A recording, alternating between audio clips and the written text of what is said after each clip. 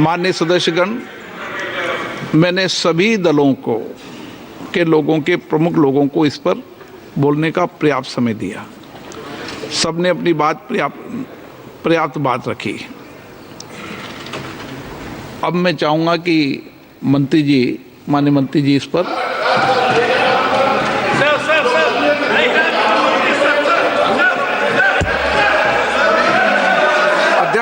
आदरणीय अध्यक्ष महोदय जी,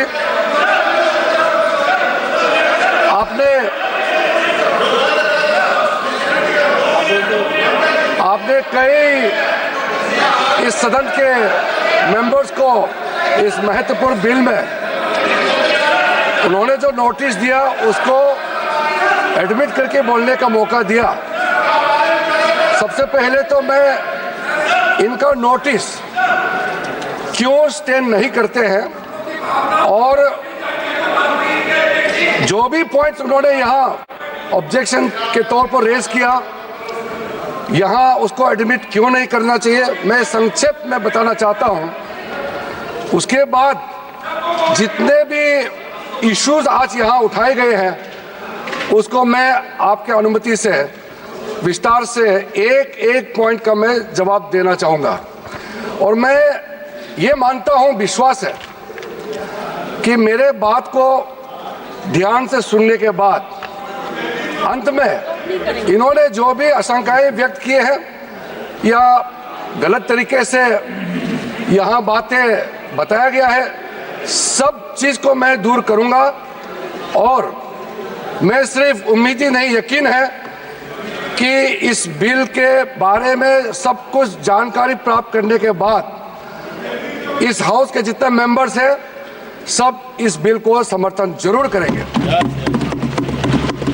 सबसे पहले अध्यक्ष महोदय जी, इन्होंने कॉम्पिटेंसी का मुद्दा यहाँ उठाया। मैं पूरे जिम्मेदारी के साथ आपके माध्यम से सदन को बताना चाहता हूँ, इस बिल में जो भी प्रावधान है आर्टिकल 25 से लेकर के 30 तक किसी रिलीजियस बॉडी का जो फ्रीडम है उसमें कोई हस्तक्षेप नहीं किया जा रहा है, ना ही संविधान का किसी भी अनुच्छेद का इसमें उल्लंघन किया गया है। और अब सुप्रीम कोर्ट का एक केस का मैं हवाला देना चाहूँगा, Brahmachari versus state of west Bengal. इसमें सुप्रीम कोर्ट ने क्लियरली रिलीजियस डिनोमिनेशन के बारे में रूलिंग दिया गया है और उस रूलिंग के तहत वक्फ board doesn't fall within the purview of Article 25 and 26 of the Constitution of India.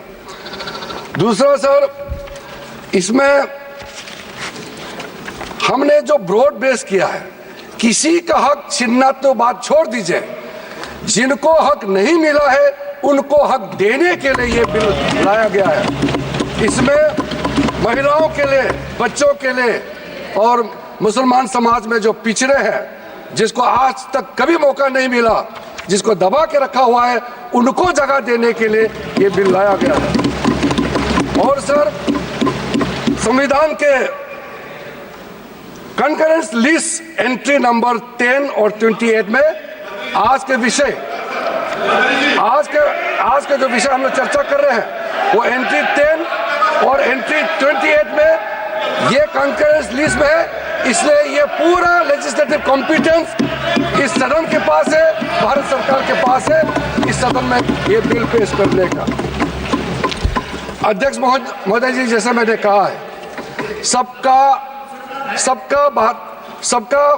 Points को मैंने नोट भी किया, बहुत अच्छी तरह से सबका कंसर्न को भी हमने नोट किया है। मैं बारी बारी से कहना चाहता हूं। सबसे पहले तो सर, ये वक्फ अमेंडमेंट बिल ये पहली बार इस सदन में पेश नहीं किया गया है। अंग्रेजों के जमाने से लेकर के उससे पहले का लंबा इतिहास में मैं नहीं जाना चाहता हूं, लेकिन आजादी के बाद सबसे पहले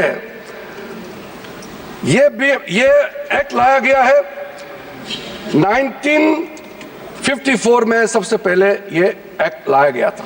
उसके बाद कई अमेंडमेंट हुए सर।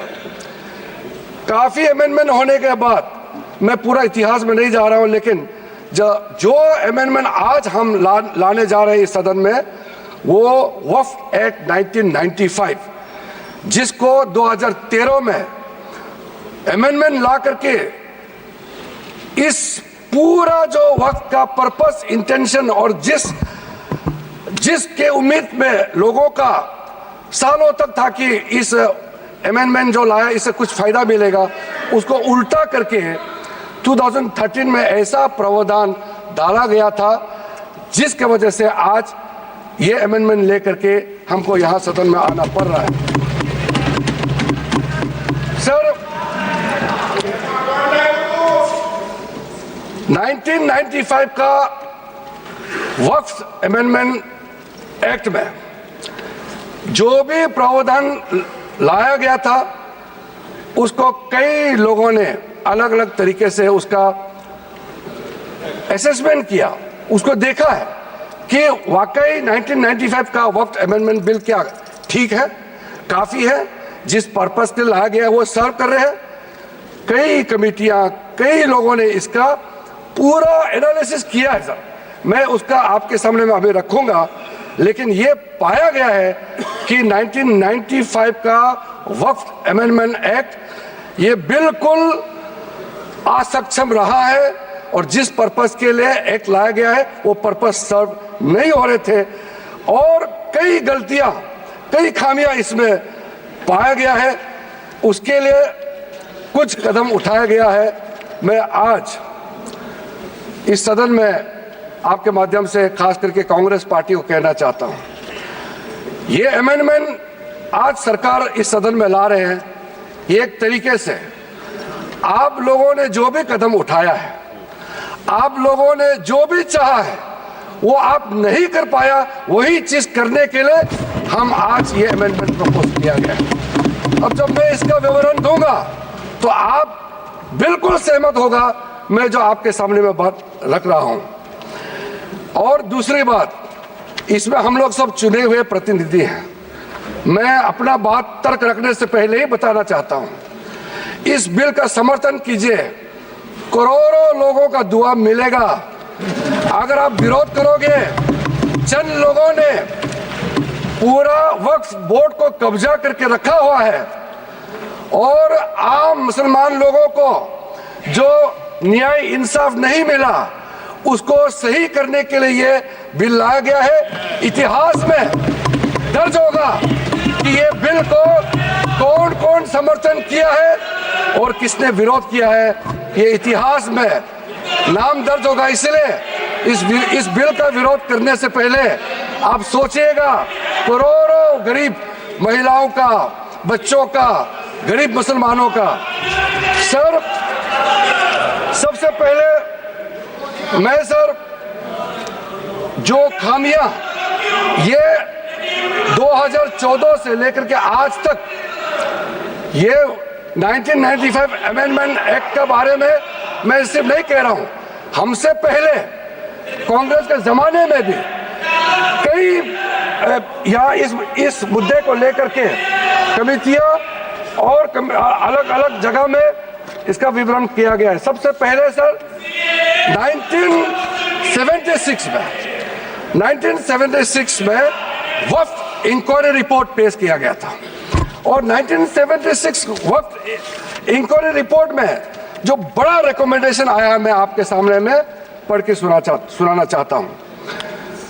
1976 वक्फ इंक्वायरी रिपोर्ट में कहा गया है, सारा वक्फ बोर्ड्स जो है मुतवालिस के कब्जे में चले गए हैं, उसको डिसिप्लिन करने के लिए प्रॉपर कदम उठाया जाना चाहिए। 1976 वक्फ इंक्वायरी रिपोर्ट का दूसरा रिकमेंडेशन है, लिटिगेशंस और केसेस जो आपस में मतभेद इतना ज्यादा है उसको सरल करने के लिए ट्राइब्यूनल सिस्टम को गठन होना चाहिए, उस समय का रिकमेंडेशन था। फिर उसने तीसरे पॉइंट ये कहा कि ऑडिट और अकाउंट्स, वक्फ बोर्ड में ऑडिट और अकाउंट्स का तरीका प्रॉपर नहीं है, उसका पूरा प्रबंधन होना चाहिए, ये उस समय का रिपोर्ट ने कहा गया है। और आखिरी में it recommended the reforms in the category of वक्फ अल औलाद, बच्चों के लिए जो हम वक्फ देते हैं उसको सुधार लाना चाहिए। ये 1976 का रिपोर्ट में कहा गया है सर। उसके बाद सर जो हम आज थोड़ा विस्तार में जिसको मैं बताना चाहता हूं, दो कमेटियों के बारे में। ये दो कमेटी कांग्रेस के समय में ही बनाया गया था। सबसे पहले high level committee under justice Rajendra Sachar, ये सर 9 मार्च 2005 में गठन किया गया था। यूपीए का सरकार आ चुके थे और ये स्पेसिफिक मुसलमानों के लिए, उनके वेलफेयर के लिए ये गठन हुआ। और सच्चर कमेटी का जो रिपोर्ट है ये हम सब मालूम है। मैं सिर्फ रेलेवेंट पोर्शन आज इस सदन में बताना चाहता हूं। सच्चर कमेटी का जो पहला रिकमेंडेशन है, इसमें कहा गया है एनुअल इनकम जितना वक्फ बोर्ड का प्रॉपर्टीज है 4.9 लाख रजिस्टर्ड वक्फ प्रॉपर्टीज, ये सिर्फ 163 करोड़ ही आमदनी जनरेट होता है। ये किसी भी रूप से जस्टिफाई नहीं किया जा सकता है और इसको एफिशिएंट तरीके से, मार्केट तरीके से, जिस तरीके से मैनेज होना चाहिए सारा वक्फ प्रॉपर्टी को, अगर सही माने में उस समय उन्होंने कहा, उस सच्चर कमेटी ने, तो उस समय 12,000 करोड़ रुपया पर एनम मिलता है।